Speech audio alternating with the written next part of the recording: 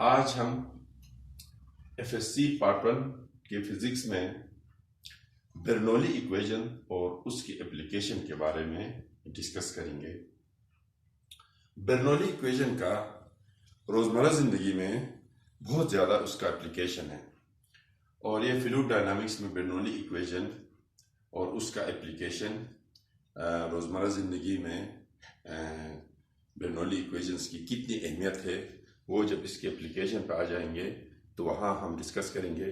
तो first of all आज हम बर्नौली इक्वेशंस को कैसे डिराइव करते हैं और वो उसके अंदर मैथमेटिक्स हम किस तरह से इसको इंसर्ट करते हैं, डिफरेंट जो वेरिएबल्स हैं बर्नौली इक्वेशंस में, तो उनको आज हम डिटेल में डिस्कस करेंगे। बर्नौली इक्वेशंस को समझने के लिए हमें एक पाइप चाहिए। जैसे कि हम जानते हैं किसी भी फ्लूइड में, खासकर लिक्विड जब फ्लूइड लेते हैं उसके लिए पाइप का होना जरूरी होता है। तो बगैर पाइप के फिर फ्लूइड की प्रोफाइल को हम डिस्कस नहीं कर सकते हैं। तो लिहाजा हमने एक पाइप लिया है, उसका cross sectional area one and पे, एक एंड पे A1 है और दूसरे एंड पे उसका क्रॉस सेक्शनल एरिया A2 है। एंड 1 पे उसका जो क्रॉस सेक्शनल एरिया है वो थोड़ा सा वाइडर है और एंड 2 पे जो क्रॉस सेक्शनल एरिया है वो थोड़ा सा नैरो है, तंग है।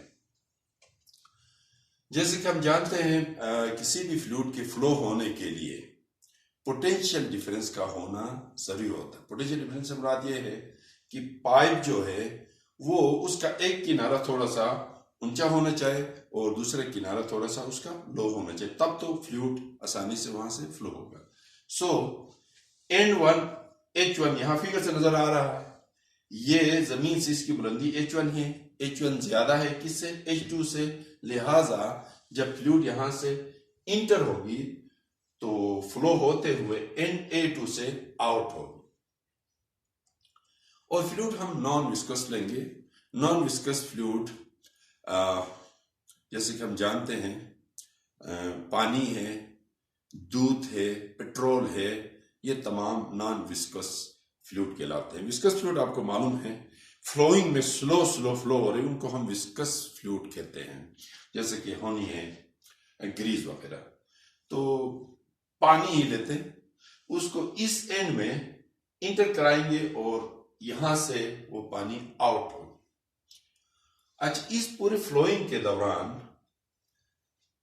फ्लूइड का मेस और फ्लूइड का जो वॉल्यूम है वो कांस्टेंट रहता है। क्यों कांस्टेंट रहता है? आपको मालूम है यहां से अगर हम 2 लीटर या 3 लीटर या 4 लीटर फ्लूइड जब इन करवाते हैं तो उतना ही फ्लूइड इस एंड से निकलना चाहिए, बशर्ते कि यहां कहीं सिंक ना हो, जाया ना हो। तो जितना फ्लूइड इंटर होगा इतना ही फ्लूइड आउट होगा, ठीक। और यहां से पानी दाखिल होकर यहां से दूध नहीं हो सकता है, यहां से पानी दाखिल होकर यहां से पेट्रोल नहीं बन सकता। लिहाजा उसका मेस, उसका डेंसिटी, उसका वॉल्यूम कांस्टेंट होना चाहिए। तो del M1 del M2 is equal to del M, यानी मेस इधर भी वही, मेस उधर भी वही होना चाहिए। अच्छा, जरा इस ट्यूब को गौर से देख लीजिए। ट्यूब के बाहर एटमॉस्फेरिक प्रेशर है, यानी हवा और डस्ट पार्टिकल्स वगैरह जितने भी हैं बाहर, उनका प्रेशर इस एंड पे लग रहा है और सेम वही प्रेशर दूसरे एंड पे भी लग रहा है। फर्क क्या है? यहां से ये जो एटमॉस्फेरिक प्रेशर है ये फ्लूइड को सपोर्ट कर रहा है, फ्लूइड को आगे धक्का दे रहा है, फ्लूइड को रीइंफोर्स करता है, पुश कर रहा है, यानी हेल्प कर रहा है। लेकिन दूसरे एंड पे जब फ्लूइड इमर्ज होगा, बाहर निकलेगा, तो उस वक्त ये एटमॉस्फेरिक प्रेशर रोक रहा होगा, रोकने की कोशिश करेगा, यानी अपोजिशन में एक्ट कर रहा है। गौर से देखिए, ये जो एटमॉस्फेरिक प्रेशर है ये अंदर हेल्प कर रहा है फ्लूइड को आगे धकेलने में, आगे पुश करने में, और ये जो एटमॉस्फेरिक प्रेशर है जो बाहर हवा का है वो अपोजिट में लगेगा, ठीक। अच्छा जी, जैसे कि हम जानते हैं जब कोई बॉडी, जब कोई मास, जब कोई fluid under the action of certain force, किसी फोर्स के इफेक्ट पे मूव कर रहा हो, मूव करे, डिस्टेंस तय करे, तो उसको फिजिक्स की लैंग्वेज में, साइंस की लैंग्वेज में वर्क डन कहते हैं, क्योंकि फ्लूइड मेस रखता है और मूव कर रहा है आगे, और फासला कितना तय कर रहा है इस एंड पे, del x1। Let us suppose यहां पे मैंने शो किया है डेल x1, ये जो जगह घेरा है ये पानी आगे बढ़ते हुए t1 में, ये टाइम t में ऊपर एंड में जो उसने फासला तय किया उसको हमने किससे जाहिर किया है, डेल x1 से, और किस स्पीड से आगे मूव कर रहा है वो v1 है, और उसको जो प्रेशर मिल रहा है वो p1 है। ठीक हो गया साहब। और यहां से होते होते एंड A2 से इमर्ज होगा, आउट होगा, बाहर निकलेगा। तो इस मुकाम पे आके दूसरे एंड पे जितना वो फासला टाइम t में तय कर रहा है वो डेल x2 है, और जिस रफ्तार से बाहर निकल रहा है वो v2 है, और सामने से जो प्रेशर लग रहा है वो p2 है। ये आपके सामने नजर आ रहा है। इसको अभी मैथमेटिकली हम डिस्कस करेंगे। अच्छा जी, work done at upper end A1, जैसा कि हमें मालूम है क्वाड्रेंट में क्या होता है, force multiplied by displacement, force multiplied by displacement, इसको वर्क डन कहते हैं। इस एंड पे जो फ्लूइड फ्लो होते हुए उसने जो काम किया है उसको जाहिर करेंगे हम किससे, W1 से। और W1 के लिए 9th पे भी हमने पढ़ा है रिलेशन जो बनता है वो फोर्स मल्टीप्लाइड बाय डिस्प्लेसमेंट। जरा गौर से देख के वहां डिस्प्लेसमेंट को किससे शो किया हमने, डेल x1 से, और फोर्स को एज इट इज रहने दे। अब आ जाए जी, क्योंकि हमने डिस्कस किया यहां प्रेशर, एरिया, तो फोर्स को हम रिप्लेस करेंगे किस में, प्रेशर एंड एरिया में, क्योंकि यहां क्रॉस सेक्शनल एरिया A1 है और उसको जो लग रहा है वो प्रेशर P1 है। जैसे कि हम जानते हैं, ये रफ वर्क में मैं समझा रहा हूं आपको, pressure is equal to force upon क्या होता है, एरिया। ए को यहां क्रॉस करेंगे तो PA is equal to F, F1 is equal to P1 A1, P1 pressure को, P प्रेशर को शो करता है A क्रॉस सेक्शनल एरिया को। सो F1 जो है उसकी जगह में हम P1 और A1 लिख सकते हैं, तो मैंने वही लिखा, इस F1 की जगह में P1 A1 into del x1। Same procedure, वही प्रोसीजर इस एंड पे भी होगा, एंड नंबर 2 पे। फर्क क्या है, वहां पे पॉजिटिव है क्योंकि एटमॉस्फेरिक प्रेशर उसको क्या कर रहा है, हेल्प कर रहा है, लेकिन इस एंड पे आके एटमॉस्फेरिक प्रेशर उसको अपोज कर रहा है, इसलिए हम यहां पे इसको नेगेटिव साइन देंगे। नेगेटिव किसको शो करता है, ऑपोजिशन को। जाहिर है वहां से निकलते हो जब फ्लूइड बाहर निकलेगा तो सामने से उसके लिए एक ऑपोजिशन है, तो ये नेगेटिव आया। P1 की जगह में P2, A1 की जगह में A2, डेल x1 की जगह में डेल x2। 1 2 इसलिए कि ये एंड 1 पे काम हो रहा है, वो एंड 2 पे हो रहा है। अब टोटल वर्क डन को हम क्या करेंगे, W1 प्लस W2, इनके वैल्यूज यहां प्लग करें, पुट करें, P1 A1 del x1 minus P2 A2 del x2। अब आपको मालूम है जब भी हम फ्लूइड की बात करते हैं तो फ्लूइड में उसका जो वेलोसिटी जो है वो बहुत एक मेजर रोल अदा करता है उसकी प्रोफाइल को डिस्कस करने के लिए। अब यहां पर आपको नजर आ रहा है V1, तो वहां कहीं पे V1 नजर नहीं आ रहा, देखें प्रेशर है, एरिया है, डिस्प्लेसमेंट है। अब मैं कोशिश करूंगा डिस्प्लेसमेंट को भी कन्वर्ट करके वेलोसिटी में वेलोसिटी इंट्रोड्यूस कराऊं, वो भी हमने पढ़ा है 9th में। जैसे कि हमें पता है कि V is equal to S अपन क्या होता है जी, T, VT is equal to S, यानी displacement is equal to velocity into time. अच्छा जी, और फ्लूइड डायनामिक्स में हमें मालूम है कि टाइम जो है ना वो कांस्टेंट होता है। इस एंड में डेल x1 में जितना टाइम लिया है वो डेल x2 में भी वही टाइम लेगा, यानी T1 is equal to T2 is equal to T, लिहाजा T1 T2 की बजाय हमने T लिखा है। तो वो जरा देखें, डेल x1 की जगह में मैं V1 T लिख सकता हूं, डेल x2 की जगह में V2 T लिख सकता हूं। अब जरा इनको देख लीजिए, A1 V1 into T, A2 V2 into T, इन फैक्टर्स को मैं डिस्कस करना चाहता हूं, ये जरा गौर से देख लीजिए। जैसे कि हमने इक्वेशन ऑफ कंटिन्यूटी में पढ़ा है, A1 V1 is equal to A2 V2 is equal to क्या होता है, AV। A1 V1 T is equal to A2 V2 T is equal to AVT लिख सकते हैं। अब जरा गौर से देख ली, AVT ये वॉल्यूम के बराबर है। कैसे मैंने हल किया यहाँ पे। एरिया के लिए फॉर्मूला क्या बनता है, लेंथ मल्टीप्लाई बाय लेंथ, ये लेंथ का स्क्वायर आया। वी के लिए क्या बनता है, एल अपॉन टी, एल कोई length, T is equal to T. A की जगह में हम क्या लिखेंगे, एल का स्क्वायर लिखेंगे, वी की जगह में एल अपॉन टी लिखेंगे, टी की जगह में टी, टी और टी कैंसिल आउट होके क्या आया, एल क्यूब। जब भी किसी डिस्टेंस का क्यूब आता है वो वॉल्यूम को शो करता है, क्योंकि वॉल्यूम में लेंथ मल्टीप्लाइड बाय लेंथ, ठीक है, ब्रेथ, वेट, हाइट, इनको जब मल्टीप्लाई कर देते हो क्या बनता है, वॉल्यूम। तो सो ये जो कैपिटल वी मैंने यहां इंसर्ट किया है ये वॉल्यूम को शो करता है। अच्छा जी, ये क्या बना, वॉल्यूम, ये क्या बना, volume. P1 volume minus P2 into volume. तो जो कि वॉल्यूम को हमने कॉमन लिया तो W किसके बराबर आया, P1 minus P2 into volume V, ये इक्वेशन 1 बना। और हम जानते हैं वॉल्यूम के लिए क्या होता है, मास डिवाइड बाय डेंसिटी। अब यहां पे मैंने वॉल्यूम की जगह में क्या पुट किया, mass divide by density, density को रो से जाहिर करते हैं। तो P1 माइनस P2 m अपन क्या आया, रो, ये इक्वेशन 2 आया। यस, अच्छा, इसको हमने लिखा। और हम जानते हैं वर्क एनर्जी प्रिंसिपल के मुताबिक change in potential energy and change in kinetic energy, जब हम उनको सम अप करते हैं तो वो वर्क डन के बराबर होता है। कैसे होता है मैं समझाने की कोशिश करता हूं। लेट अस कंसीडर, फर्ज करते हैं कि एक बॉडी है जिसका मास कितना है, m है, और जमीन के सतह पर पड़ा हुआ है, और उसको हम लेके कहां पहुंच जा रहे हैं, हाइट h पे, यहां पहुंचा दिया ना,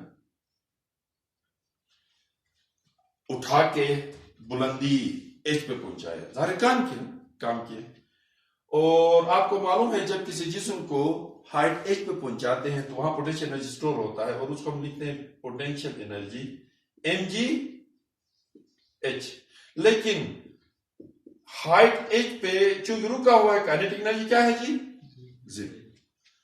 अब उसको धक्का दे दें, गिरने लगेगा, यहां दरमियान में पहुंचेगा तो पोटेंशियल एनर्जी कम होना स्टार्ट होगा, क्योंकि h कम हो रहा है ना, तो पोटेंशियल एनर्जी लेस होगा, लेकिन काइनेटिक एनर्जी वहां से पैदा होगा। तो यहां पे पोटेंशियल एनर्जी भी है और काइनेटिक एनर्जी दोनों पाई जाते हैं। जब ये एग्जैक्ट उसी पोजीशन पे पहुंचेगा तो पोटेंशियल एनर्जी क्या होगा, खत्म, और काइनेटिक एनर्जी बहुत तेज, क्योंकि जमीन को हीट कर तो काइनेटिक एनर्जी क्या होता है, ज्यादा। तो इस पूरे प्रोसेस के दौरान जरा गौर से देखें, कहीं पे पोटेंशियल एनर्जी ज्यादा है, कहीं पे काइनेटिक एनर्जी ज्यादा है, बीच में पोटेंशियल एनर्जी भी है, काइनेटिक एनर्जी भी है, यानी one form of energy converted to another form of energy but total amount remains constant। और इस पूरे अमल में काम हो रहा होता है।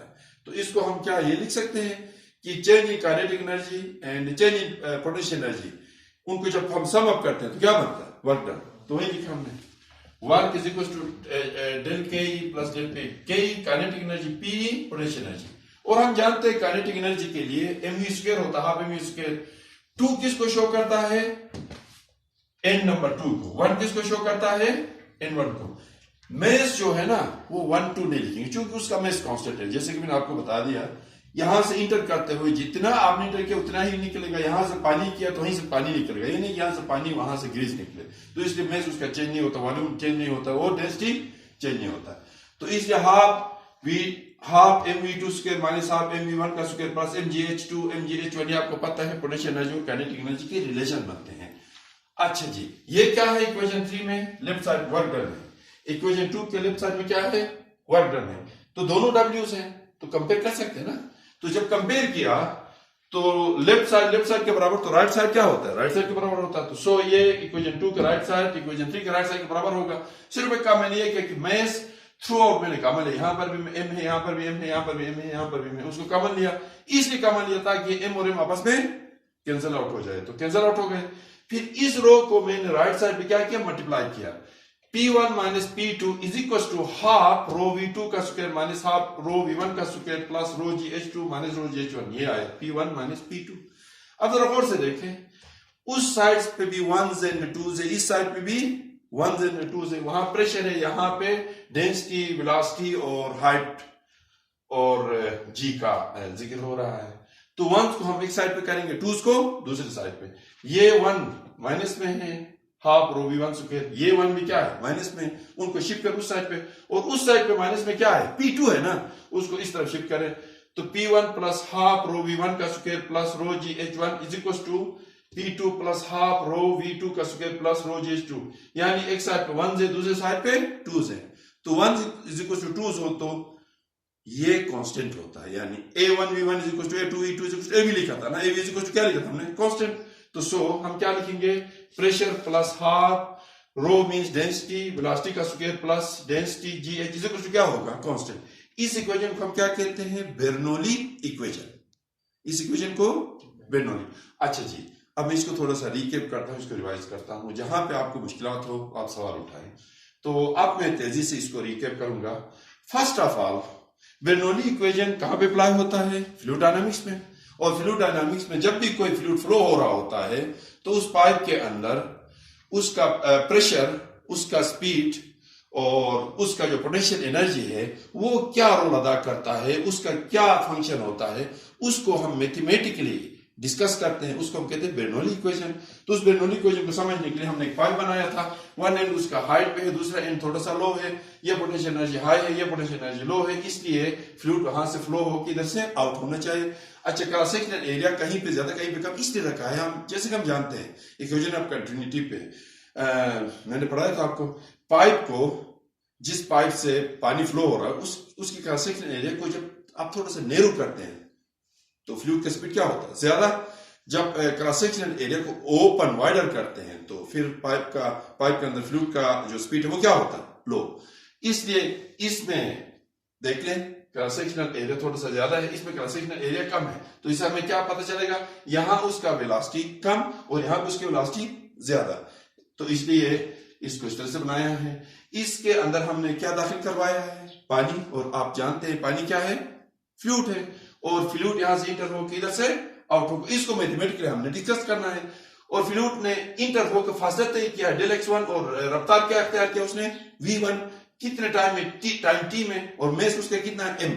अच्छा, ये वर्क डन आपको पता है फॉर्मूला में क्या होता है डिस्प्लेसमेंट, तो उसको हमने यहां से लिखा है F1 D1, और D1 वहां पे जरा गौर से देखें वो क्या है Δx1 है। अब फोर्स को मैंने रिप्लेस किया किसमें, प्रेशर एंड एरिया में, चूंकि वहां पे क्रॉस सेक्शनल एरिया प्रेशर का जिक्र हो रहा है इसलिए फोर्स को मैंने रिप्लेस किया किसमें, प्रेशर एंड एरिया में। कैसे किया, P is equal to F/A, PA is equal to F1 is equal to P1A1, और वही प्लग किया तो हमारे पास P1A1 Δx1, और यही काम N2 पे भी किया। फर्क सिर्फ यह है कि इस साइड पे प्लस है, उस साइड पे माइनस है। इस साइड पे प्लस क्यों है, इस साइड पे प्लस क्यों है, क्योंकि यहां से एटमॉस्फेरिक प्रेशर उसको सपोर्ट कर रहा है, दबा रहा है, और उस साइड पे माइनस क्यों है, वहां निकलते हुए हवा जो है ना उसको रोक रहा है, इसलिए रोकने को हम किससे शो करते हैं, माइनस से। और टोटल वर्क डन क्या होगा, W1 प्लस W2, और उनके वैल्यूज पुट किया करने के बाद अब यहाँ Δx1 Δx2 नजर आ रहा है, Δx1 Δx2, मुझे चाहिए वहां पे वेलोसिटी, तो वेलोसिटी को कैसे इंट्रोड्यूस कराएंगे, वही 9 का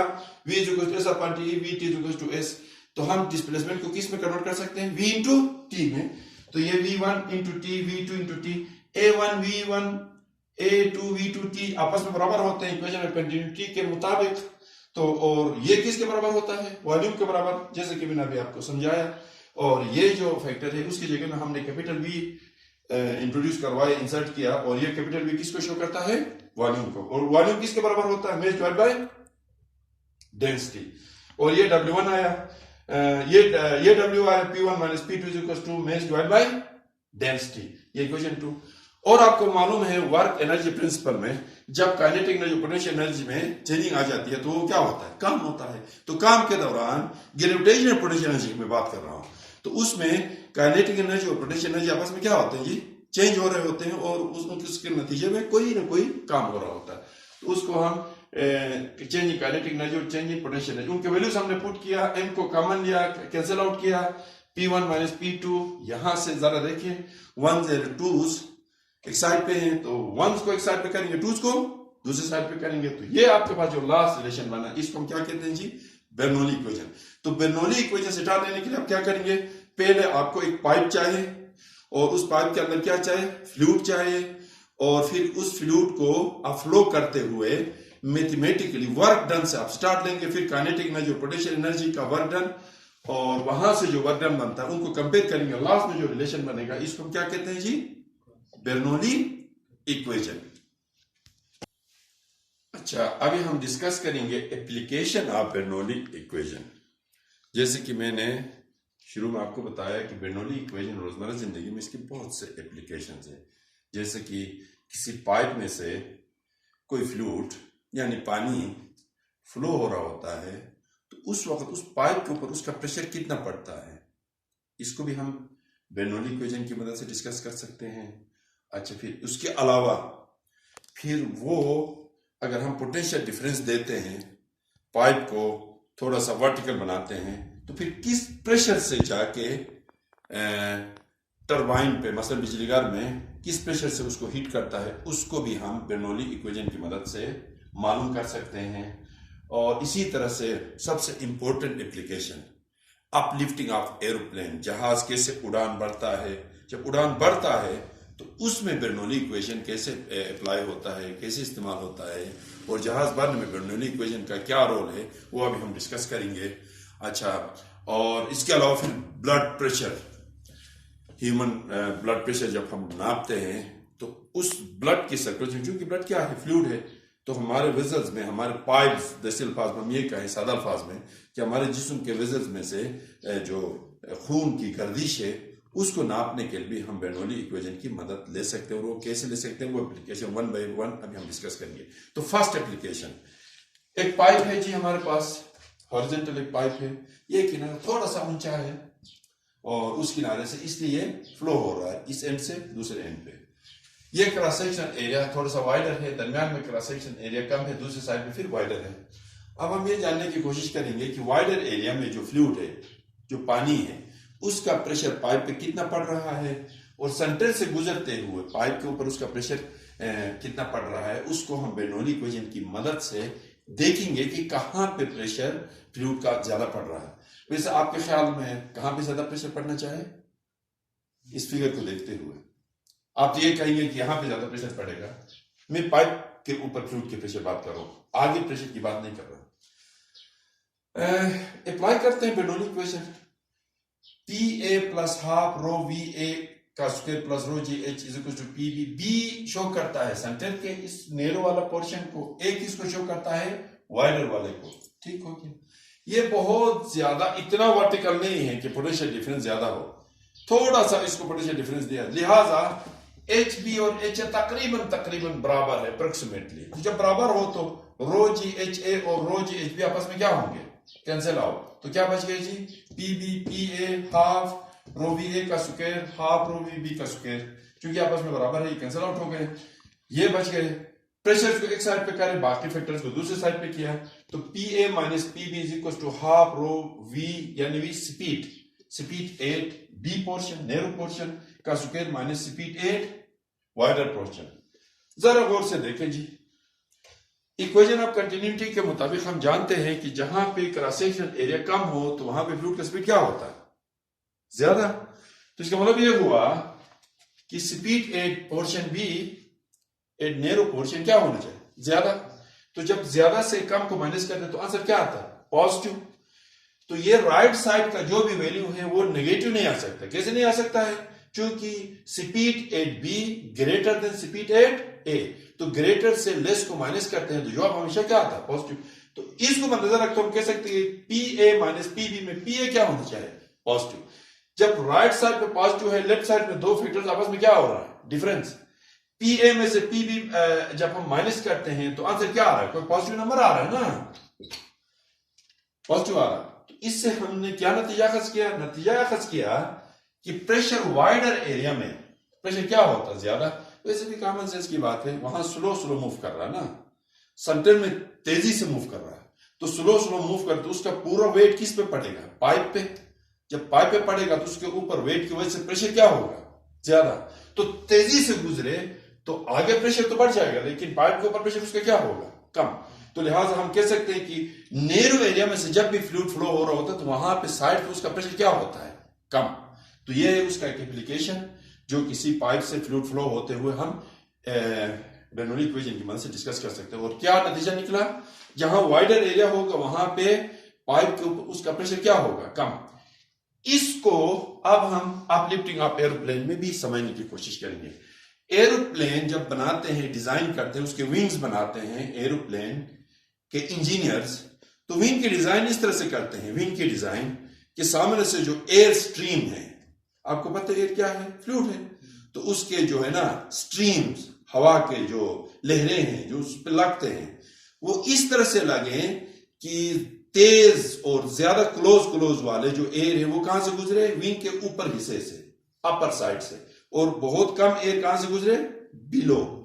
तो ये विंग है, मैंने विंग बनाया, ये विंग है। तो विंग के ऊपर से क्या हो रहा है? एयर स्ट्रीम ज्यादा गुजर रहे हैं, तेजी से गुजर रहे हैं ऊपर से, और बहुत कम एयर विंग के बिलो से गुजरता है। अभी आपने देखा यहां पे कि जहां पे फ्लूइड के स्ट्रीम ज्यादा हो वहां प्रेशर क्या होता है? कम, प्रेशर कम होता है ना। तो जरा और से देखिए, विंग के ऊपर से फ्लूइड एयर के स्ट्रीम्स क्या हो रहे हैं? ज्यादा गुजर रहे हैं और तेजी से गुजर रहे हैं, तो वहां पे प्रेशर क्या होना चाहिए? कम। और विंग के बिलो में स्ट्रीम्स, एयर के स्ट्रीम्स कम गुजरते हैं, वहां पे प्रेशर क्या हो? ज्यादा। तो इसलिए विंग के निचले साइड पर प्रेशर ज्यादा होने की वजह से जहाज क्या होता है? ऊपर उड़ता है। तो इसमें बर्नौली इक्वेशन इस तरह अप्लाई होता है। एक और मैं मिसाल दूंगा जो कि आपके सिलेबस में शामिल नहीं है, लेकिन इसको समझने में आसानी होती है। जब हम हाईएस में, कार में, किसी गाड़ी में बैठ के कहीं पे जा रहे होते हैं और तबीयत जरा खराब हो, तो हम साइड के शीशे को क्या करते हैं? विंडो को ओपन करते हैं। जब हम ओपन करते हैं, आपको मालूम है कि बाहर एयर क्या हो रहा होता है? तेजी से उसके स्ट्रीम्स क्या होते हैं? ज्यादा तेजी से गुजरते हैं। और कार के अंदर, गाड़ी के अंदर, हाइस के अंदर उस तेजी से हवा तो अंदर तो नहीं आ रहा ना, क्योंकि साइड से बंद है, सिर्फ एक विंडो आपने ओपन किया है। तो अंदर एयर के स्ट्रीम्स क्या है? कम है। बाहर एयर के स्ट्रीम्स क्या है? ज्यादा है। तो आपको पता है एयर के स्ट्रीम्स जहां पे ज्यादा होते हैं वहां प्रेशर क्या होता है? कम। तो बाहर प्रेशर क्या है? कम है। अंदर प्रेशर क्या है? ज्यादा है। लिहाजा जब हम खिड़की के पास जाते हैं तो अगर बाल लंबे हों या कोई कपड़ा हो, दुपट्टा हो, तो वो अंदर से बाहर की तरफ निकलता है। बाहर की तरफ क्यों निकलता है? इसलिए कि अंदर प्रेशर क्या है? ज्यादा है। एयर स्ट्रीम्स कम है, बाहर एयर स्ट्रीम ज्यादा है, और प्रेशर क्या है? कम है। और हम जानते हैं कि ज्यादा प्रेशर से कम प्रेशर की तरफ हमेशा बॉडी मूव करता है। तो ये हो गया अपलिफ्टिंग ऑफ एरोप्लेन और फ्लूइड फ्लोइंग थ्रू पाइप। ये इसके दो एप्लीकेशन। और थर्ड जो एप्लीकेशन है वो बहुत इंपॉर्टेंट है, ब्लड प्रेशर जब हम नापते हैं तो उसके अंदर भी बर्नौली इक्वेशन अप्लाई होता है। और कैसे होता है अभी हम इसको। और सबसे इंपॉर्टेंट एप्लीकेशन बर्नौली इक्वेशन का वो ह्यूमन जो ब्लड प्रेशर नापते हैं उसके अंदर भी हम बर्नौली इक्वेशन की मदद लेते हैं। खैर, ब्लड प्रेशर से जो मरज लाहक होता है, उसके जो मसाइल होते हैं, वो एक डॉक्टर साहब आपको बता सकते हैं ब्लड प्रेशर के क्या मसाइल हैं। मैं जस्ट ब्लड प्रेशर के अंदर फिजिक्स क्या रोल अदा कर रहा है, फिजिक्स कैसे अप्लाई होता है, मैं वो डिस्कस कर रहा हूं। आपको मालूम है कि इंसान में वेजल्स हैं, अगर मैं सादा अल्फाज में बताऊं तो पाइप्स हैं, छोटे छोटे पाइप्स, उनके अंदर खून गर्दिश कर रहा होता है हमेशा, और उस खून को पंप करने वाले आले को हम हार्ट कहते हैं, दिल। दिल उस खून को क्या करता है? पंपिंग करता है, और उसी पंपिंग के दौरान पूरा खून जो है ना जिस्म के अंदर सर्कुलेट कर रहा होता है। अब उसके प्रेशर को नापने के लिए आजकल तो खैर इलेक्ट्रॉनिक आलात आए, लेकिन उसके अंदर भी फिजिक्स का जो रूल है वही है। आपको मालूम है जब हम अपने ब्लड प्रेशर चेक करवाने के लिए जाते हैं हॉस्पिटल, तो बाजू के गिर्दे एक बैग लपेट लेते हैं और उसके साथ स्टेथोस्कोप साथ में लगाते हैं, और साथ में प्रेशर को नापने के लिए बैरोमीटर होता है, और 60, 80, 100, 200, 250, 300 तक वो सुई जाता है ऊपर, ठीक। और यहां से फिर इसके अंदर पंप करके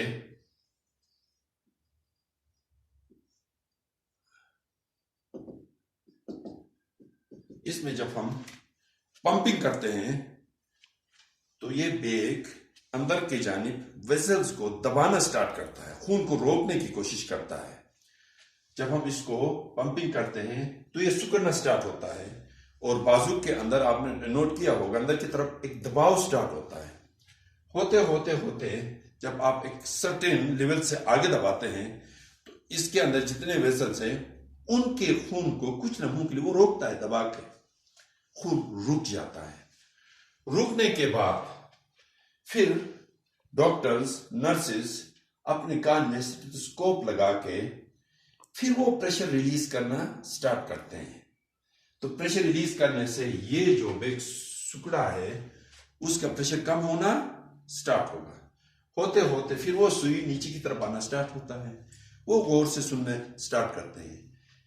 अब ये जो खून रुका हुआ है, जो एक्सटर्नल प्रेशर आपने दिया है वो एक्सटर्नल प्रेशर इतना हो कि खून वहां से निकल सके, यानी एक्सटर्नल प्रेशर और खून का प्रेशर बराबर हो, तो वहां से फिर सर्जिंग स्टार्ट होती है। खून एक झटके के साथ खून निकलता है। यानी पाइप में आपने एक लम्हे के लिए रोका, फिर उसके प्रेशर को कम करना स्टार्ट किया और एक ऐसा भी लम्हा आएगा कि खून उस पाइप में से निकलना, यानी उस वेसल में आगे बढ़ने की कोशिश, निकलने से मुराद क्या है, उसी पाइप के अंदर फ्लो होना स्टार्ट होगा। तो जब वो स्टार्ट होता है तो पहली सर्ज में एक आवाज आ जाती है उसमें स्टेथोस्कोप में, तो वो नोट करते हैं और उस प्रेशर को सिस्टोलिक प्रेशर कहते हैं, यानी अपर वाला प्रेशर। फिर वो आवाज जारी रहता है। अब जरा गौर करना, वो जो खून है वो निकलते हुए कोई तरतीब से नहीं निकलेगा, क्योंकि जाहिर है एक रिकवर से निकला है तो वो आपको पता है कि टर्बुलेंट होगा ना, लेमिनर तो नहीं होगा। लेमिनर एक तरतीब में निकलने को कहते हैं। जिस तरह शुरू में फ्लो हो रहा था वहीं तो नहीं होगा। रुका है, अचानक निकला है तो झटके से निकला है, तो फिर भी तो वो झटके जारी हैं। कब रुकेगा वो आवाज स्टेथोस्कोप में? जब वो खून जो पहले से चल रहा है वो उसी रूटीन में आ जाएगा तो वहां आवाज खत्म होगा, मुदहम होगा, फेंट होगा। तो जहां पे आवाज कम होगा उस प्रेशर को हम डायस्टोलिक प्रेशर कहते हैं, यानी लोअर वाला। तो सिस्टोलिक कौन सा हो गया? अपर वाला प्रेशर, और डायस्टोलिक कौन सा होगा? लोअर वाला प्रेशर। फिर वो प्रेशर का जो रेंज है उस पर डॉक्टर्स फिर फैसला करते हैं कि ये हाई है या लो है। वैसे नॉर्मल एक इंसान के लिए एज के लिहाज से डिफरेंट होता है, लेकिन वैसे नॉर्मल एक ह्यूमन बीइंग के लिए 120 अपर होना चाहिए, लोअर 75 to 80 होना चाहिए। ये सिस्टोलिक है, डायस्टोलिक, ये आइडियल है। 120 से लेके 80 तक ये नॉर्मल है, लेकिन फिर एज के लिहाज से ये वेरी करता है। खैर, अच्छा, ह्यूमन ब्लड प्रेशर नापने के लिए हम क्या करते हैं जी? हम ये करते हैं कि ह्यूमन जो आर्म्स हैं, उसका जो बाजू है उसके गिर्द एक बैग लपेट लेते हैं और उसको हम प्रेशर देते हैं। वो अंदर वेसल्स को क्या करता है? दबा रहा होता है। और जब एक खास हद पे ज्यादा दबाए तो अंदर जो खून की सर्कुलेशन है वो कुछ लम्हों के लिए क्या होता है? रुक जाता है। और खून क्या है? ब्लड क्या है? एक फ्लूइड है। ठीक हो गया साहब। और वो फ्लूइड जब रुक जाता है फिर उसके बाद आप रिलीज करना स्टार्ट करते हैं यहां से, और स्टेथोस्कोप की मदद से डॉक्टर्स और नर्स जो ब्लड प्रेशर नाप रहे होते हैं वो सुनते हैं। जब सुई नीचे की तरफ आते एक ऐसा भी मुकाम आएगा जहां एक्सटर्नल प्रेशर इतना हो कि इंटरनल जो ब्लड का प्रेशर है वो दोनों बराबर होते हैं, तो पहली सर्जिंग होती है, वहां से खून मतलब पाइप के अंदर फ्लो होना स्टार्ट होता है। तो वहां एक आवाज आ जाती है, टुक टुक, इस तरह से कोई आवाज आ जाती है। तो वो नोट करता है डॉक्टर कि अपर वाला, फिर वो आवाज जारी रहेगा। क्यों? क्योंकि टर्बुलेंट है, बेतरतीब है ना, तो वो बेतरतीबी जारी रहेगा और वो आवाज भी स्टेथोस्कोप में आता रहेगा। और जहां पे आवाज खत्म हो तो इसका मतलब यह है कि खून अपने रिदम में आया है और अपने पहले वाली तरतीब में आया, तो वहां पे उसका आवाज क्या होगा? वेनिश। तो उसको हम डायस्टोलिक कहते हैं। फिर इनको फिर सामने रख के फिर डॉक्टर्स फैसला करते हैं कि इसका क्या कुछ बीमारी लाहक है या नहीं है। तो ये है इसका एप्लीकेशन और बर्नौली इक्वेशन, और उसको हमने ड्राइव किया, फिर उसके एप्लीकेशन को डिटेल में डिस्कस किया। आज के लिए इतना काफ़ी है और ये चैप्टर भी क्लोज हुआ। फिर इसके बाद हम चैप्टर 7 की तरफ जाएंगे, और ये चैप्टर जिन स्टूडेंट ने मिस किया है शुरू के टॉपिक्स, वो दोबारा आप केबल में देख लीजिए, रिपीटेडली आ जाएंगे और डिटेल्स आप उसको सुनना है और लिखते उसको याद करना। Thank you very much.